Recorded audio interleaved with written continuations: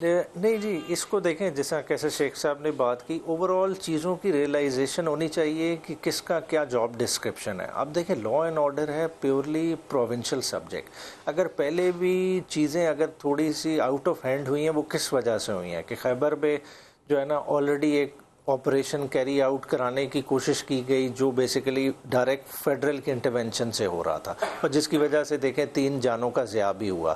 اب علی امین نے دیکھیں being head of the province بڑا ایک سینسیبل اقدام کیا، ایک رائٹ ٹائم پہ جو ہے نا ایک جرگہ کال کر لیا اور جرگے میں دیکھا کہ آل اکراس تمام کی پارٹیسپیشن ہوئی، تمام سٹیک ہولڈرز آن بورڈ ہوئے. دیکھیں جو لا اینڈ آرڈر یہ جس طرح کے پروونشل سبجیکٹس ہیں یہ ڈیل ہی بہتر طریقے سے صوبہ کر سکتا ہے. اسے آپ ریموٹ کنٹرول کے ذریعے دوسری جگہ سے نہیں چلا سکتے، چاہے آپ کے پاس وسائل زیادہ ہوں گے، فیڈرل کے پاس زیادہ ہوں گے، مگر یہ بہتر کون ڈیل کر سکتا ہے؟ جو آپ کی لوکل قیادت ہے، جو مقامی قیادت ہے، وہ انگیج کر سکتی ہے. اور آپ دیکھیں اسی کی وجہ سے ہوا ہے کہ آج فیڈریشن نے اپنا تمام کانفیڈنس علی امین کے پیچھے رکھا کہ وہ ان سے نیگوشیٹ. تو یعنی تو آپ کہہ رہے ہیں کہ فیڈرل گورنمنٹ نے بھی ٹھیک کیا، یہ ان کا آسان اقدام تھا. اور جماعت کے اندر یہ جو پولرائزڈ انوائرمنٹ ہے اس پہ علی امین صاحب پر تنقید نہیں ہوگی کہ جی آپ نے اس شخص کو اپنے ساتھ لا کے کیوں بٹھایا جس کو ہم سب اپنی بہت سارے مسائل کا ذمہ دار ٹھہراتے ہیں؟ بے شک بالکل. اور دیکھیں علی امین نے تو وہ چیز منوائی ہے کہ یہ پروونشل جاب ہے، ہم بہتر طریقے سے احسن طریقے سے اسے سر انجام دے سکتے ہیں. اگر آپ direct through chief secretary I G intervene کریں گے معاملات کمپلیکیٹ ہوں گے اور فردر پولرائزیشن کی طرف جائیں گے.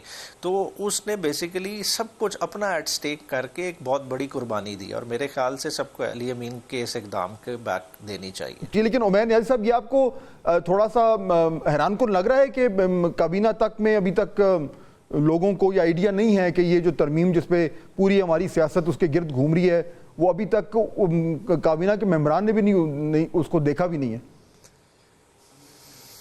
ہاں جی، یہ بالکل حیران کن سے زیادہ پریشان کن ہے. بنیادی طور پہ دیکھیں کہ جو آئینی ترمیم کی ڈیمانڈ کریٹ ہو رہی ہے یہ ہوم گراؤنڈ نہیں ہے، یہ اس ایوان کی ڈیمانڈ نہیں ہے، یہ کہیں اور سے ڈیمانڈ آئی ہے جس کی ذمہ داری دے دی گئی ہے اب پیپلز پارٹی کو فلفل کرنے کی. دیکھیں یہ بڑا خطرناک ہے. ہم ایکسپیریمنٹ کرنے جا رہے ہیں پورے کانسٹیٹیوشن کے ساتھ.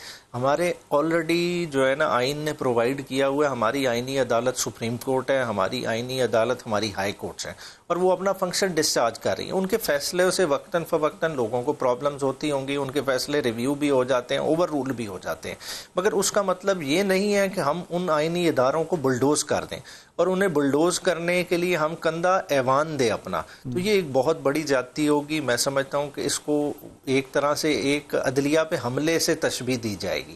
اور یہ آپ اپنے اگر کانسٹیٹیوشن کو ریڈ کریں، ہمارے کانسٹیٹیوشن کے اندر انڈیپینڈنس آف جوڈیشری کا جو پرنسپل ہے وہ ڈیپلی انٹرینچڈ ہے. اور جب یہ بات آئے گی اسی گراؤنڈ پہ اس نے چیلنج بھی ہونا ہے. اور دیکھیں ایک ایسی حکومت جس کے پاس نمبر بھی نہ ہو، ٹھیک ہے، اور توقع کی جا رہی ہو کہ اس ایوان سے آئینی ترمیم پاس ہو جائے تو پھر آپ کو انٹینشنز کافی زیادہ کلیئر عمیر صاحب وہ نمبر آپ لوگوں سے لے رہے ہیں نا، آپ لوگوں کو لے کر ہی انہوں نے نمبر پورے کرنے ہیں. ہم سے کیسے لیں گے؟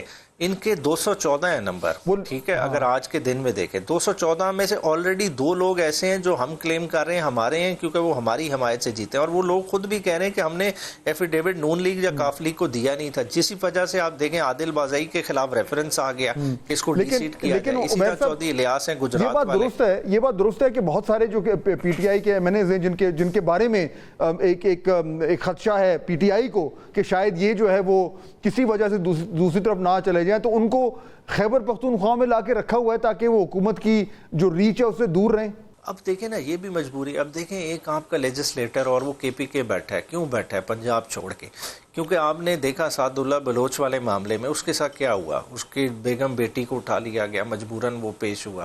تو اسی طرح کے معاملات ہیں. کل ہمارے ایک رحیم یار خان سے ایم این اے ہیں جاوید وڑائچ صاحب، ان کے گھر کے در و دیوار ہلا دیں، گرا دیں. مطلب یہ کیا معاملات ہیں؟ مطلب یہ آئینی ترمیم آ رہی ہے یا ہم اپنے اوور آل گھر کو گرانے کی بات کر رہے ہیں؟